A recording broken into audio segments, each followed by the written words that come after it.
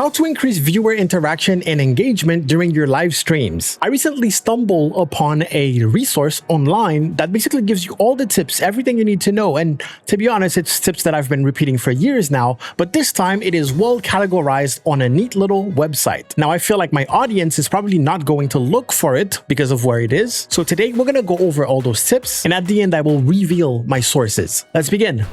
Now, I feel like we can start by asking ourselves why engage in the first place? Like, why is that important? After watching your favorite big streamer basically come in, do their thing, play their game, and then cut off the stream, you might be misled into thinking that, oh, I can just do that as a small streamer and it'll be good enough. So you have to ask yourself, why do people watch small streamers in the first place? I'm always repeating, especially for Twitch live streamers, I'm always repeating that there's big entertainment on those websites. If you play Valorant, there are tournaments that people could be watching on the same website. If you play Overwatch, there's Overwatch League, Overwatch World Cup, or whatever. If they're looking for amazing gameplay or high value of production, the truth is there are better options for them than to watch you. So why do they watch you? Because they do. And honestly, that's just because they can be closer to you. They know that if they come to your chat and they type something in chat, you're going to read it, you're going to respond, which means it's an interactive stream. In the mind of everyone, a small stream equals an interactive stream.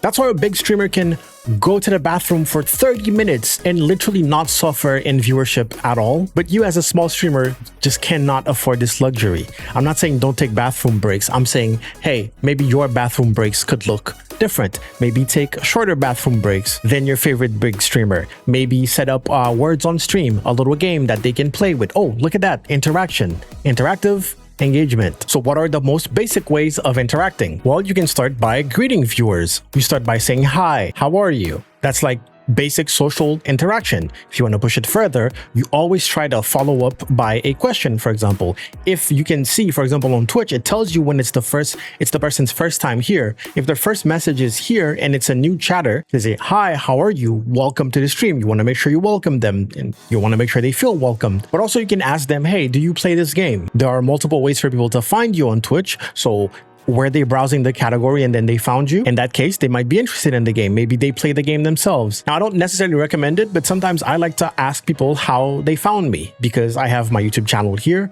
And then I have, like, I post on TikTok, I post on Instagram. So it's always interesting to know where people are coming from. Of course, if they follow or if they do any type of interaction, you want to acknowledge that. It always breaks my heart when a small streamer has alerts, but they're too low or they don't get a reaction enough out of them to basically pull them out of the game for 2 seconds to acknowledge that someone clicked the button somewhere. You have to remember that this is all free, right? Nothing prevents anyone from just going to your Twitch channel and consuming your content and then just leaving without ever interacting or anything. So if they decide to talk in chat, it's already like a huge deal. If they decide to follow, that's a very big deal. Not to mention if they decide to spend money and actually give you bits or subscribe or anything like that. Like, that's a huge deal because they don't have to. Said greet, acknowledge, and I did a typo here. You also want to make sure you're asking questions. I always say the first level of literally like keeping a conversation going when you're live streaming is first you just like train of thought, right? You say what's happening in the game, you say what you're about to do, what's going on. If you're not streaming a game, you just talk. The second level is literally having a conversation, but also talking about topics that people can jump in. And the truth is, if you are a human person with that kind of experience of being a human person, just talking about your day and just saying whatever comes to mind will be exactly that. It will be, hey, I'm sharing a human experience that probably someone else is having. So themes around food, movies, music, languages, culture, pop culture, video games, things like that are very easy to basically butt in. Right? Anyone can hop in, you're talking to yourself, and then you say something about Star Wars, and then they have an opinion on Star Wars, which is fine. And that makes them want to speak in your chat. And once they talk in chat and there's a little back and forth, you got them. You did your job. I'm forever seeing new streamers ask me, why should I talk if no one is in chat?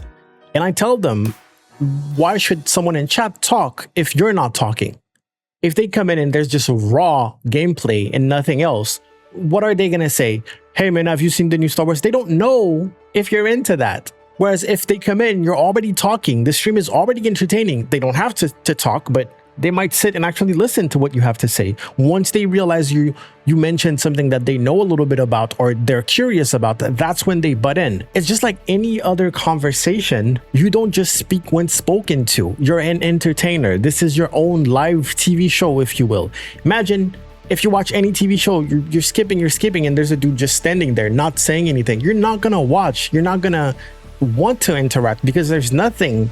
Anyways, sharing anecdotes. Be careful, keep it still vague. Don't dox yourself with your anecdotes, but still, probably some stuff happened in your life that was pretty interesting or not. It doesn't matter. Just talk. Just yap. Anyone with a shared experience will want to say it in chat. Will be like, oh yeah, this happened to me and blah, blah, blah, blah, blah. And once you know it, everyone in chat is sharing their experiences. Talk about tech, for example. That's my personal experiences. If you mention any little bit of tech, people love to yap and brag about what tech they own. Oh, well, I got this one. Well, I got this one and I got that one. I personally don't like it, but if my chat was completely dead, I would totally use that in order to get them speaking. And you can kind of see a sort of pattern emerging here. We're talking about an engaging, small, interactive live stream where the streamer and the chatters are sharing their personal experiences and their taste when it comes to culture, music, movies, and it creates like a warm circle and a great atmosphere for growth in general. That's kind of what it's all about. Now, some tips on going live in general. Now, the tip they give is to maintain a consistent schedule. Me personally, I say on the whole schedule thing. The schedule is not for everyone, okay?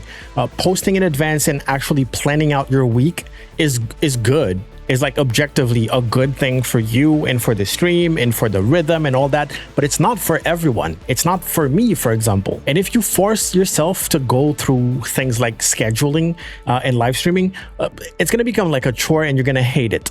Again, this doesn't apply for everyone. The advice that I personally give based on my experience is try to go live around the same time. That's it.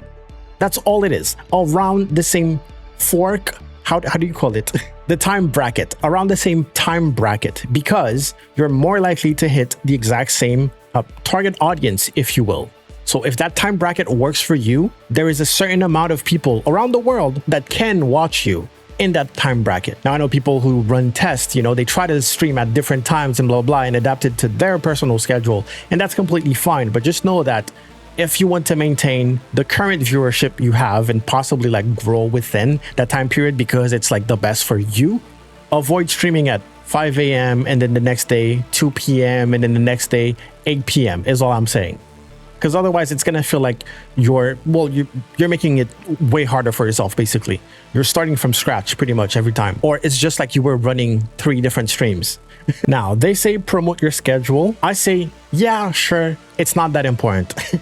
It's really not that important. Your own viewers, your most loyal viewers will not remember what's on the schedule. They'll watch it, they'll see it. It's good to get a little bit of interaction on social media. But the truth is, no one is like marking your stream in their calendar or anything like that. People will forget that stuff real fast. The reason why people watch you is because you stream around a time where they are free and they are on the computer or on their phone and they get a notification.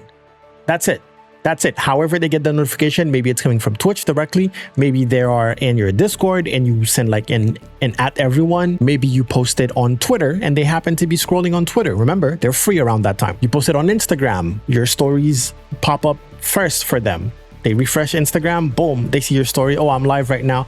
That's when they show up. The schedule isn't what makes them show up, unless you're doing like something very, very super special. But even then, people tend to forget your schedule. It's not that important. But yes, do post it because it's good interaction on social media. In my opinion, that's my opinion. Oh, speaking of, as I said, unless you're doing like a special event, to me, those posts are more like you being, you know, the content creator, interactive posts like on social media more than something that's actually gonna bring people in, right? Because the truth is, even if you're doing something special, if people are not available, they're just not gonna show up. That being said though, this might be a good way to convert in the sense of getting offline followers. Someone on Twitter might see your special event thing and it might sound cool, and then they just click on the link. Of course, you're not live because you're posting it in advance, and then they follow you. Twitch has this amazing thing that tells you when someone is talking for the first time. Use that. Use that to make them feel welcome and use that to your advantage, really. One mistake that I see some small streamers do is that they manage to get like a couple of regulars, right? Like a good 5-6 regulars. And then it becomes this group of friends where the whole stream is just inside jokes upon inside jokes and only talking like as if it was really just a group of friends, which makes newcomers come in and not be able to participate in the conversations because they're all about like anecdotes and inside jokes and previous streams and all that. Yeah, it's difficult for people to come in and feel like they're a viewer, especially when half of the chat is like mods and then the rest are VIP and regulars. I'm not saying like, you know, don't reward regulars or anything like that, but always keep the door open. Always make sure that newcomers feel like you're trying to engage with them, you're trying to entertain them, and you're trying to get this interaction going. A lot of streamers actually stagnate when it comes to growth just because of that. They have this small little circle and they're having a lot of fun, which is great, but then it becomes so tight that no one else can come in. No one else can actually infiltrate this group of friends because it's already so established that every stream is just about that group of friends. Now, if you're doing this as a pure hobby and that's your goal, then great. You have 8 people and you guys are broadcasting your group of friends and it's fun. That's completely fine, right? But if you're looking for growth and you're making your entire stream about 5 people, especially when one finally leaves, because people just move on with their lives. That's just the nature of live streaming. You'll have regulars that just never come back anymore. That will be devastating because that will be 1/5 of the friend group, right? Of the regular group. And you pushed everyone else away in favor of those people. And when 1 leaves, 2 leaves, 3, that's stuff that I've seen happen. I've seen this happen. And again, I hope you're seeing that we're building something here. Now we have a small, very interactive live stream where the streamer himself is greeting new people. Sometimes I tell my mods, like if for example, you only have 1 mod in chat, you tell them, hey, greet new people, make that a thing. Your stream doesn't have to be this valley of friendship and roses and balloons and naked angels, but there are basic social principles that apply if you want people to come in, be entertained, and also interact. The truth is, all of this is what leads to you getting donations, getting bits for people feeling enticed to subscribe and things like that, right? We're not focusing on the money aspect, but at the end of the day, this is where most of the money comes from. Anyone who feels welcome and basically integrates your live stream into their daily schedule is going to feel grateful and want to contribute if they can. Some extra tips for when you're live is to optimize your layout. New streamers tend to just want overlays that show this and that show that and want to show everything on screen without questioning. Is this a good thing? Is there too much on screen? Is this... If I go to a stream and there's too much stuff going on, I'm clicking off. Like I'm not even trying to figure it out because there's too much.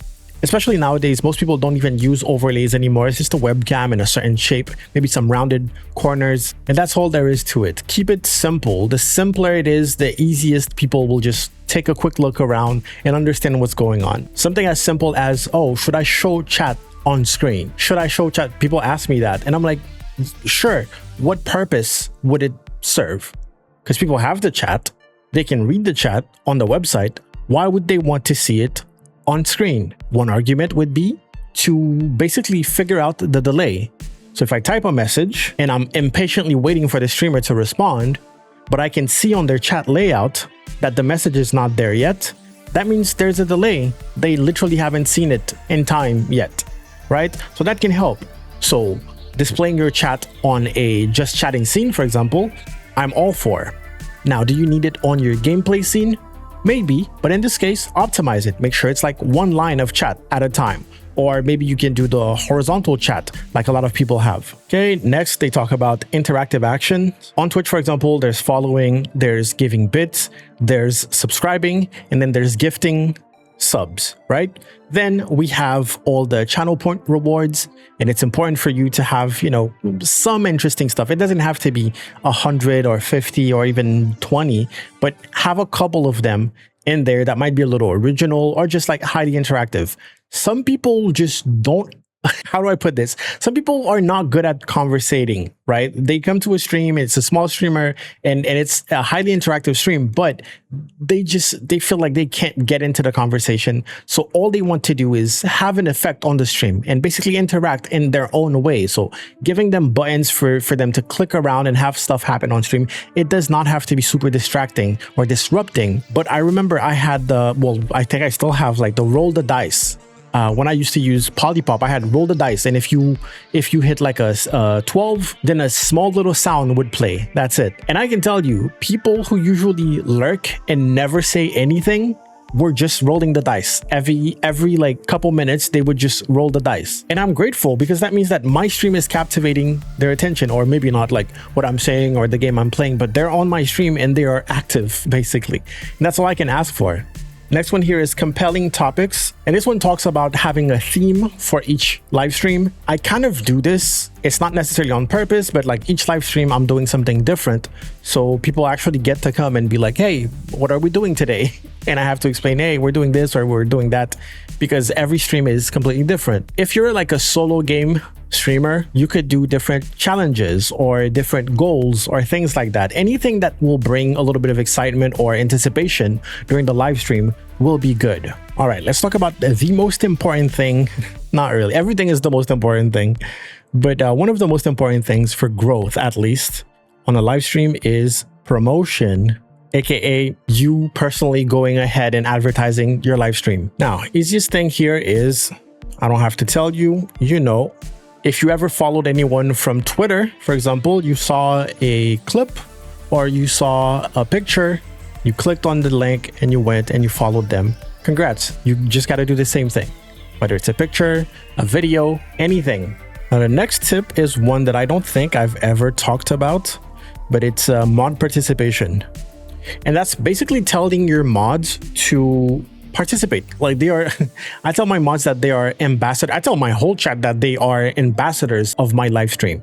So whatever they do outside of the stream or during the stream, they are representing me. So I ask them to be diplomatic. So you can ask your mods, for example, if you have an intro, an introduction or something like that, if someone comes in and says hi, and this is like a really reoccurring thing on live streams in general. Let's say that the streamer is like super locked in a fight or doing whatever, right? And then someone comes in and says hi, you actually want your mod to respond, to be like, hey, how you doing?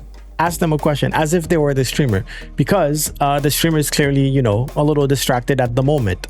And things like that. And that also creates a pretty good atmosphere, a welcoming place for people to come in and, you know, make friends and be a part of the community. Imagine the streamer is distracted, right? Technical difficulties or something like that is going on. You come in, you say hi, and there's a mod, and there's a couple of regulars, and they're all talking, and they're talking about their own personal anecdotes or what happened during stream before you came in and blah, blah, blah. And no one is answering you. You're just sitting here and saying hi. You know, it's not the same vibe as if you come in, you say hi, a mod says hi, a VIP says hi, like some of the regulars say hi, or just like getting the chat to say hi or things like that. Again, it's important to know that I'm not saying that your whole stream needs to be this little sweet little kindergarten place where everything is chill and cozy and amazing and positive. It doesn't have to be like that, but you do need a couple of basic social principles to compel people to show up, stay, and engage. But yeah, having your mod participate during the stream, but also in creating clips, that's very important. And also sharing clips. You can have a mod provide you with clips that are gonna go on a channel. Hey, you can even give them, I think, the editor permission on Twitch, and I think they can upload stuff. I'm not completely sure, but yeah, there's a lot your moderators are willing to do or want to do if you do have moderators. And if you don't, well, you know, work towards getting moderators, because they are literally the backbone of every big, medium, or even small streamer. Now, something you can also do, and this is kind of repetitive, it's the same like live events thing, but I'm gonna call them special streams. And you can also get your mods involved in finding ideas and things like that. But if you're doing a special stream, you might have it so that people unlock the special stream, right? You might come up with the plan and be like, you know what, for the next month, I'm going to have like a goal. Maybe it's a sub goal, a follow goal, or whatever. And it's like, if I hit this goal, then we're going to do this stream. Some examples that we see a lot on Twitch is like cosplay stream. Okay, I will wear this. I will wear a maid outfit if we reach this goal. And then people get hyped for the maid outfit stream, and then they show up. There's things like, oh, I hate horror games. If we hit this goal, I'm gonna play this very scary horror game for one stream. Basically, once you start building that small community, you kind of want to throw them on this loop of never-ending hype, right? It's not just, yeah, show up again, I'm gonna be playing Warzone again, or whatever people are playing nowadays. It's gonna be the same thing. It doesn't have to be. Even if it is, you can present it in a way that makes it more exciting. Now, here they talk about cross promotion. And this one, I'm pretty sure I have a whole video just dedicated on this. It's a long subject, but the whole idea of posting clips is sometimes not enough. Sometimes you have to really create content for the platforms the way they were meant to be used, right? For example, if you're using TikTok, you kind of have like to roll with trends and then kind of adapt them vaguely to whatever you're streaming, and then post a video like that, right? So now you're getting into the territory of literally creating exclusive content, right? It's not an old clip from a stream or anything like that. It's something that you create from scratch sometimes to post on those platforms. We're lucky that everyone's copying TikTok, so Instagram Reels and YouTube Shorts are literally pretty much the same app as TikTok, so that you can just create one content and just blast it everywhere. I always say the conversion is low, but it's always worth it to even like practice being a content creator, being more than just a live streamer, but straight up being a content creator that can produce and deliver that type of video. But most importantly, do not overthink it. Always try to find something that is easy for you to do. Everything you do should be easy for you to do because you are deciding it. Every time you do something and you feel like it's super difficult, you decide the difficulty, really. Oh, editing is so difficult. Why did you choose a type of video that required you to edit, knowing that you don't know how to edit? You chose to do that, right? Now, you can either get better at editing or just get more proficient or switch up the content that you chose to do in the first place. All right, next they talk about conversion, not that type of conversion. It's basically I keep saying that word, the workflow, if you will, of how you get a viewer to show up and then stay and then engage and then become a regular and then enjoy the show, basically. Gonna put numbers on this one because number one is to capture their attention. And that's the thing I was talking about earlier is if I show up to your stream and you're not talking, you're just playing your game, I'm just watching some dude busy playing a game. I'm not entertained. You don't have my attention. I've seen this game before. In fact, there are professionals streaming the same game. There are bigger streamers with a very entertaining chat that are streaming the same game. I could just go and watch them. So every time you ask me, why should I talk if no one's in chat? That's why. That is why. You provide the entertainment first, and then it gets people engaged enough to want to talk to you in the first place. It's like you're a DJ saying, why should I play music if no one's on the dance floor? Guess what guarantees that no one is going to show up to the dance floor? You not playing music. I'm very passionate about this because it's something that I hear over and over and over and over again, and it boggles my mind that people even think like that. Imagine literally broadcasting yourself to the world on the interwebs and then holding your entertainment potential hostage. Second one is call to action. Now that's also something that I'm kind of passionate about, not to say frustrated about, but new streamers have this like humility thing going on. Like, well, I don't want to tell people to follow. I don't want to look like I'm begging. You're on a platform where people know those things. You might be new, but people are not. Entertainment is not a new thing. Live streaming is not a new thing. If I go to a stream and someone says, hey, I have a donation goal going on or a tip goal, I'm not going to be like, oh, this person is begging. I'm just going to be like, oh, interesting. I've seen those before. I'm used to this platform. This is not my first stream ever. Streamers do that. So it's like, hey, if you're enjoying the content, remember to follow. I don't know if you guys remember when Ninja was playing with Drake. He played Fortnite with Drake on stream. And at some point, he just reminded people to subscribe with Prime.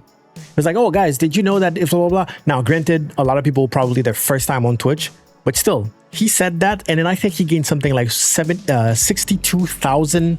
I'm not sure of the numbers. Okay, don't quote me on that. But I'm pretty sure he said it once and then gained 62,000 subscribers in the following minutes. Just because you reminded them. So you as a small streamer, it's okay for you to say, hey, if you're enjoying the content, remember to follow. You're fine.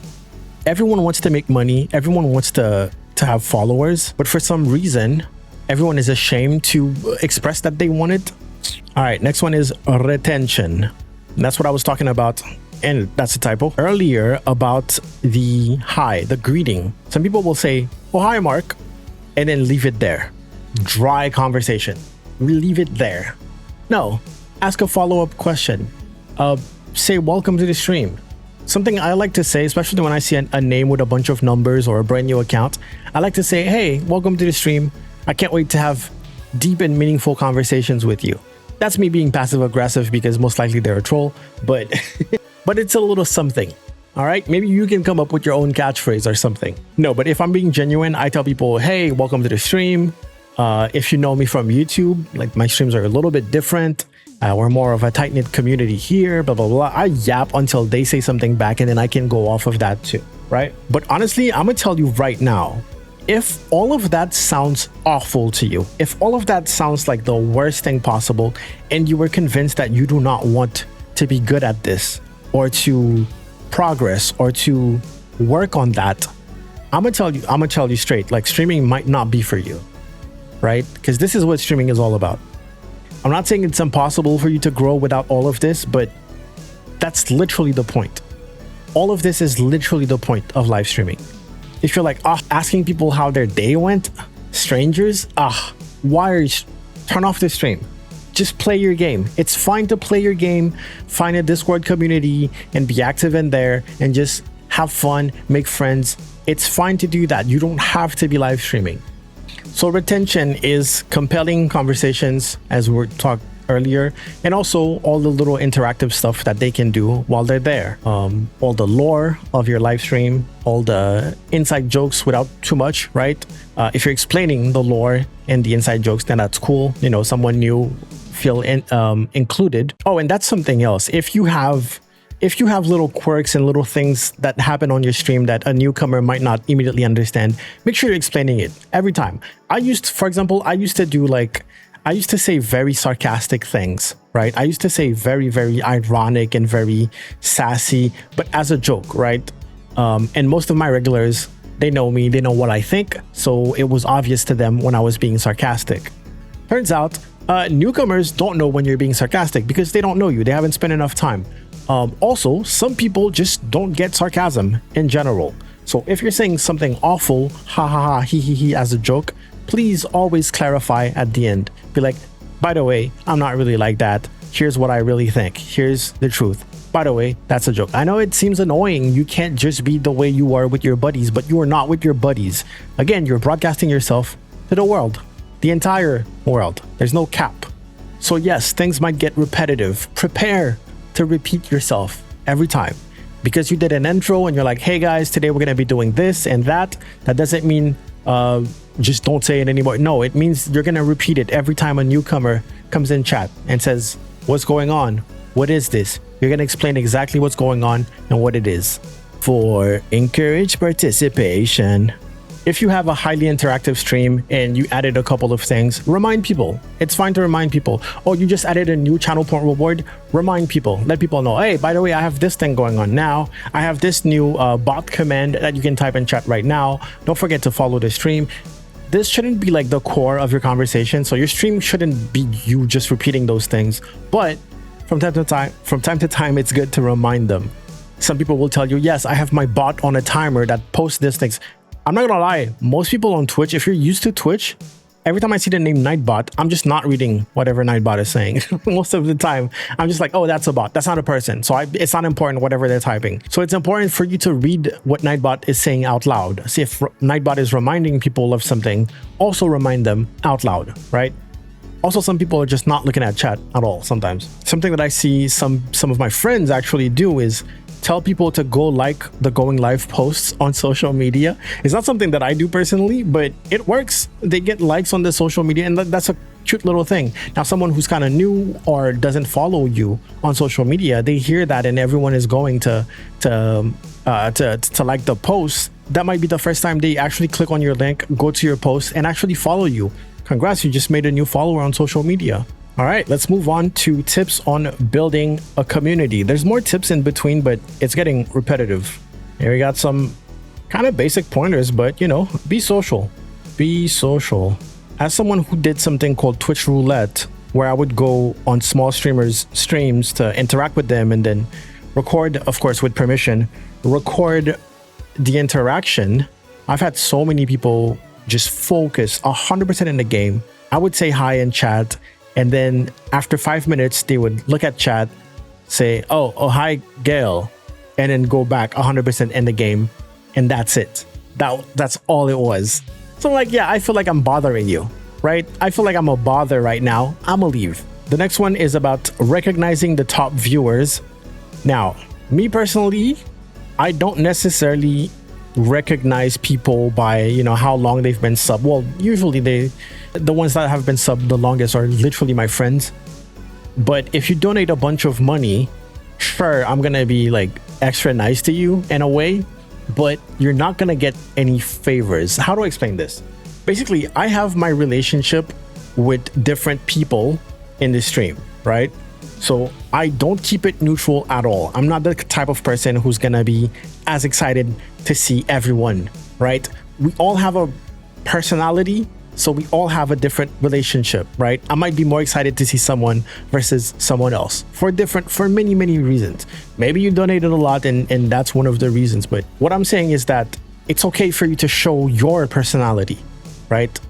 If you're excited to see someone, show it. If you're not excited to see someone, you can just say hi, be social, be diplomatic. But don't fall into that trap of you want to be a good host, so you're keeping the same level of excitement for everyone. It doesn't work. It removes of your personality. It makes you seem like an NPC, basically. You don't want that. You want to stay you, and you want to stay human. Now, if you actually have, social problems, you have a hard time, maybe that's something to work on. And if that's something you don't want to work on, that's completely fine. You should probably find a hobby that doesn't involve putting you in those positions. That being said, though, recognizing top viewer could be something like just giving them a VIP, or just putting their name up there somewhere on your stream, or it says literally like top donator or longest sub and things like that. It also creates competition. It makes people want to, be up there someday or something like that. And it's funny because that's something that works on me. For example, not necessarily on Twitch, but actually sometimes on Twitch. If like the biggest sub gifter is like at 1 or 2 subs, I'm like, oh, I can beat that. Here's 3 subs. Boom. Now I'm up there, right? Next one is about mods. I'm not gonna spend too much time on that. I do understand that small streamers don't have a lot of mods, and it's not likely that they will have mods for a while, or they cannot expect to have very active and very professional mods. But choose them wisely is the tip here. Be very careful who you give mod, because again, they are basically an ambassador for your stream. They represent your stream. If I show up to a stream and the streamer is super sweet, makes me want to stay, but the mod is a little sassy and giving lip to people, I'm outie. The next one has to do with community interactions. I'm going to call it community link. And it's basically outside of live stream, how do you maintain your community? And, one of the advice they give is to create a Discord. I stopped doing that. I used to tell people, yeah, you got to make a Discord, blah, blah, blah. The truth is, if you're a small streamer, you're just starting out, you don't need a Discord. Even medium-sized streamers most often do not need a Discord. Like, they'll have one and it'll be completely dead, and it'll just be a notification machine for people to self-promo or for the streamer to just post that they're live. But everyone muted the server anyway, so they don't get those notifications. It's not necessary. Social media is completely fine. Those people are already on social media, Instagram, Twitter. If you're on YouTube, there's the community tabs, a Blue Sky, Threads. You don't have to be everywhere, but I'd say the most important ones, or the most popular ones, are pretty important. Twitter and Instagram, I guess. Twitter and TikTok would be more, but I don't consider TikTok like a social media. It's a video, it's a streaming platform in a way. But to be fair, you could totally use TikTok as a social media platform. It could be, hey, I have this link and my whole goal is to keep my community updated and to post like my schedule and to post my stuff that has to do with my stream, right? Of course, best case scenario is you do all of those.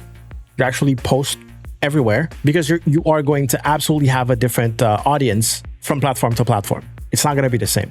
But as I mentioned earlier, when we were talking about promotion, Most of the time people show up to your stream is because you posted a story saying that you were live. You tweeted about going live. That's how they knew you were live right now. They look at the time you posted and then they click on the link. They show up to watch the stream, right? Unless they're already on Twitch, and in that case, you know, they see the notification, or they happen to have like the desktop notification for Twitch and it works, but this is rare. This is really rare. And then we have community days, or I'm gonna call this viewer games.